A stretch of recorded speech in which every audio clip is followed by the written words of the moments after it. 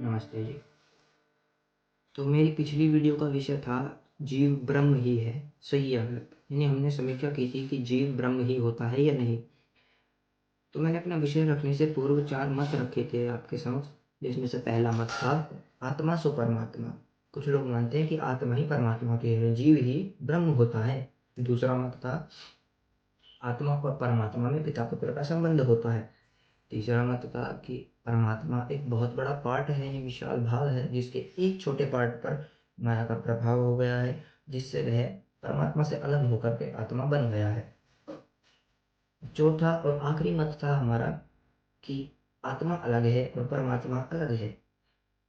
इसी पिछली वीडियो को देख करके मेरे बड़े भैया ने मुझसे प्रश्न किया कि भाई तुम आत्मा और परमात्मा को अलग कैसे कह सकते हो। गीता में तो यह तर्क दिया गया है, ममई वांशो जीव लोके जीव भूता सनातना, अर्थात उन्हें यह भ्रांति हुई जिसकी आत्मा और परमात्मा एक ही है। परंतु आज इस वीडियो में मैं इसी भ्रांति की समीक्षा करूंगा। तो उन्होंने तर्क मुझे यह दिया था मेरे बड़े भैया ने कि ममई वांशो जीव लोके जीव भूता सनातना, अर्थात भगवान कहते हैं कि मेरा ये एक अंश इस संसार में, इस जीवन के संसार में सनातन काल से विद्यमान है। तो इसी संदर्भ को स्पष्ट करते हुए डॉक्टर सर्वपल्ली राधाकृष्णन जी भी कहते हैं कि ब्रह्मवांश का अर्थ यहाँ यह नहीं है कि परमात्मा के टुकड़े हो सकते हैं। तो कहते हैं कि this does not mean that the supreme is capable of division और पार्टीशन इनटू फ्रेगमेंट्स। वो कहते हैं कि ममई वांश का अर्थ है आंशिक रूप से मेरे समान, यानी पार्टली गॉड लाइक, क्योंकि परमात्मा के 2 गुण सत और चित जीव में विद्यमान है, परंतु आनंद वह जीव में नहीं है। इसी से सिद्ध होता है कि जीव अलग है और ब्रह्म अलग है, यानी आत्मा अलग है और परमात्मा अलग है, क्योंकि जीव में यानी आत्मा में परमात्मा के 2 गुण हैं, सत और चित, परंतु आनंद नहीं है। आनंद परमात्मा के पास है, इसीलिए जीव परमात्मा पर निर्भर है आनंद के लिए।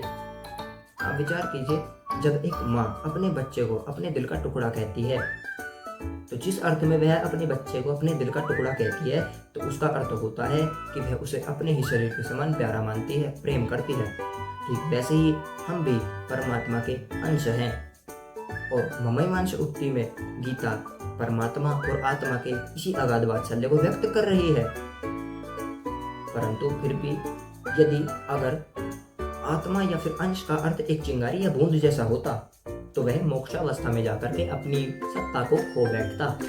जिस प्रकार एक बूंद पानी के गागर में जाकर के अपनी सत्ता खो बैठती है, फिर हम उसे ढूंढ नहीं सकते कि वह बूंद पानी के किस भाग और कहाँ गई। परंतु गीता में तो स्पष्ट लिखा गया है कि निवश्यस्यै मयि एव मामेव एष्यसि, अर्थात मेरे में ही निवास करेगा, मुझे ही प्राप्त करेगा। जी हाँ, श्री अरविंद जी भी यही मानते हैं कि जीव परमात्मा का अंश है, परंतु इस रूप में, वह इस रूप में कि परमात्मा हर जीव में विद्यमान होकर के बैठा है। परमात्मा कण कण में वास करता है और वह प्रत्येक जीव में भी वास करता है। तो इसका मतलब यह नहीं हो जाता कि परमात्मा स्वयं जीव बन जाता है। उपरोक्त गीता के कथन भी यही बात सिद्ध करते हैं कि परमात्मा अलग है और आत्मा अलग है। तो हमने पिछली वीडियो में भी आपको यही सिद्ध किया था कि परमात्मा अलग है और आत्मा अलग है, और हमने इसी वीडियो में भी यही सिद्ध किया है कि परमात्मा अलग है और आत्मा अलग है, यानी जीव एक अलग सत्ता है और ब्रह्म एक अलग सत्ता है। आपको मेरे विचार कैसे लगे, आपको समझ में आई हो मेरी बातें, तो कमेंट में जरूर बताएं। धन्यवाद।